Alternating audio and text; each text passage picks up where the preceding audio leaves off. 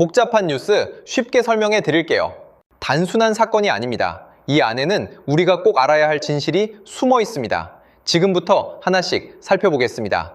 4월 19일 새벽 한반도에 다시 긴장감이 흘렀습니다. 북한이 또다시 미사일을 발사했습니다. 이달 들어 벌써 네 번째 도발입니다. 그런데 이번 발사는 시점이 예사롭지 않습니다. 중국 왕이 외교부장이 평양을 다녀간 직후였고 다음 달 예정된 미중 정상회담을 한 달 앞둔 때였습니다. 단순한 무력 시위일까요? 아니면 더 큰 외교 계산이 숨어 있는 걸까요? 조금 궁금해지는데요. 북한은 왜 하필 지금 이 시점에 미사일을 쏜 걸까요? 오늘은 그 복잡한 계산을 차분히 풀어보겠습니다. 4월 19일 오전 6시 10분 한국합동참모본부가 공식 발표했습니다. 북한이 함경남도 신포 일대에서 동해상으로 탄도미사일 수발을 발사했다는 내용입니다. 미사일은 약 140km를 비행한 것으로 파악됐습니다. 한미 정보당국은 정확한 종류와 성능을 분석 중입니다. 한미일 3국은 관련 정보를 즉시 공유했습니다. 이번 발사는 올해 들어 7번째 탄도미사일 도발입니다.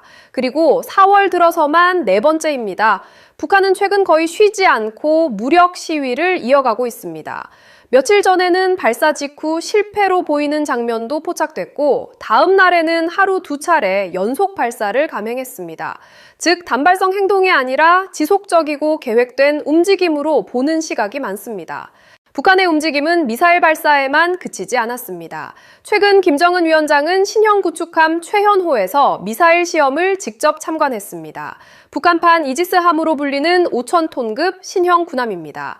전략순항 미사일, 함대함 미사일 등 해상 전력 강화를 상징하는 장비로 평가됩니다. 김정은이 한 달 새 3차례나 직접 무기 시험 현장을 찾았다는 점도 주목됩니다. 그리고 또 하나의 장면이 있었습니다. 4월 9일부터 10일까지 중국 왕이 외교부장이 평양을 방문했습니다. 왕위의 방북은 오랜만이었습니다. 북중 관계 복원 신호라는 해석도 나왔습니다. 이 부분은 조금 생각이 갈릴 수 있겠네요. 중국 외교부장이 왜 지금 평양을 찾은 걸까요? 핵심은 다음 달 예정된 미중 정상회담이라는 분석이 많습니다. 중국은 미국과 큰 현안을 두고 경쟁하고 있습니다. 관세 문제, 반도체 문제, 대만 문제, 이란 문제까지 얽혀 있습니다. 이 상황에서 북한 문제 역시 협상 카드가 될 수 있다는 분석입니다. 즉 중국은 한반도 안정에 영향을 줄 수 있다는 점을 미국에 보여주고 싶은 것입니다. 반대로 북한 입장에서도 계산이 있습니다. 미국과 중국이 대화하기 전에 자신들의 존재감을 키우려는 것입니다. 북한 문제를 빼고는 협상하기 어렵다는 메시지를 간접적으로 보내는 셈입니다. 이해는 되는데요. 결국 북한도 미중 사이에서 존재감을 높이려는 거군요. 맞습니다. 지금 북한의 미사일은 단순 무기가 아니라 정치적 메시지라는 해석이 나옵니다. 북한은 최근 한국을 향해서도 강경한 발언을 이어가고 있습니다. 김여정 부부장과 외무성 인사들은 남한을 향해 적대적 표현을 반복하고 있습니다. 한국 군당국은 어떠한 도발에도 압도적으로 대응하겠다고 밝혔습니다. 한미연합방위 태세도 유지되고 있습니다. 하지만 현실적으로는 대화도 멈추고 긴장은 계속되는 애매한 중간 상태가 이어지고 있습니다. 조심스럽게 보면 이런 반복 도발이 실제 위험으로 이어질 수 있나요? 전문가들은 직접 충돌 가능성은 낮게 보면서도 오판이나 우발 충돌 가능성은 늘 경계합니다. 작은 실수가 큰 위기로 번질 수 있기 때문입니다. 시민 반응은 엇갈렸습니다. 또 북한 뉴스냐는 피로감도 있었고 너무 익숙해져서 무감각해졌다는 반응도 나왔습니다. 반면 안보 전문가들은 이번 발사를 가볍게 봐선 안 된다고 말합니다. 단순 반복이 아니라 왕이 방북 직후라는 시점이 중요하다는 것입니다. 또 국제원자력기구 IAEA는 북한 핵 능력 고도화 가능성을 꾸준히 경고하고 있습니다. 미사일 능력과 핵 능력이 함께 발전하면 위협 수준은 달라질 수 있습니다. 앞으로 가장 중요한 변수는 5월 미중 정상회담입니다.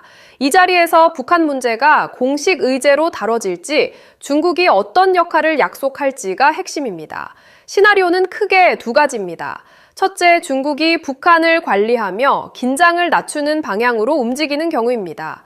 둘째, 북한이 추가 도발을 이어가며 협상력을 더 키우는 경우입니다. 한국은 매우 어려운 외교 환경에 놓여 있습니다. 미국과의 동맹은 유지해야 하고 중국과의 경제 관계도 관리해야 합니다. 동시에 북한의 도발에는 흔들림 없이 대응해야 합니다. 그렇다면 우리가 앞으로 가장 주의 깊게 볼 부분은 무엇일까요? 세 가지입니다. 첫째, 미중 정상회담에서 북한 문제가 논의되는지, 둘째, 북한이 추가 발사를 이어가는지, 셋째, 한미 공조가 흔들림 없이 유지되는지입니다. 이 세 가지가 향후 한반도 흐름을 좌우할 가능성이 큽니다. 오늘 핵심만 다시 정리합니다. 북한이 4월 19일 새벽 동해상으로 탄도미사일 수발을 발사했습니다. 이달 4번째, 올해 7번째 도발입니다. 중국 왕이 외교부장 방북 직후라는 점, 그리고 미중 정상회담을 앞둔 시점이라는 점이 중요합니다. 북한, 중국, 미국의 계산이 겹치며 한반도 정세가 다시 복잡해지고 있습니다. 젤리뉴스는 앞으로도 어려운 국제 정세를 쉽고 정확하게 전해드리겠습니다. 구독과 좋아요는 큰 힘이 됩니다. 젤리 뉴스는 여기까지. 다음 뉴스에서 만나요.